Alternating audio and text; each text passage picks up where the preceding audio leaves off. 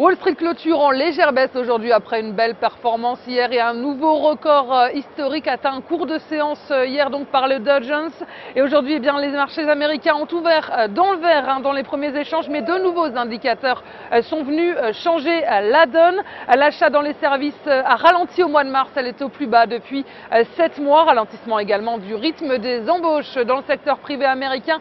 Seulement 150 000 postes ont été créés le mois dernier contre 200 000 attendus. Et les investisseurs américains, eh bien, refroidis par ces statistiques mitigées sur l'économie américaine, ont digéré ces nouveaux chiffres dans le calme. Et du coup, eh bien, ils optent pour la prudence en attendant le temps fort de la semaine avec la publication vendredi des chiffres de l'emploi américain. Et du côté des valeurs sur la cote américaine, eh bien, les salles de marché ont salué l'annonce d'Apple qui prévoit de lancer la production d'un nouvel iPhone au cours du deuxième trimestre. Monsanto, le géant de l'agrochimie, est en hausse également après un bénéfice net meilleur que prévu. Et si on fait un tour du côté des devises, l'euro reprend un peu de couleur face à une statistique favorable en zone euro. Il rebondit très légèrement à 1,2846 $. Et en revanche, les cours du pétrole à New York s'affichent en baisse de près de 3% après cette nouvelle vague de statistiques qui remettent donc en question la vigueur de l'économie américaine.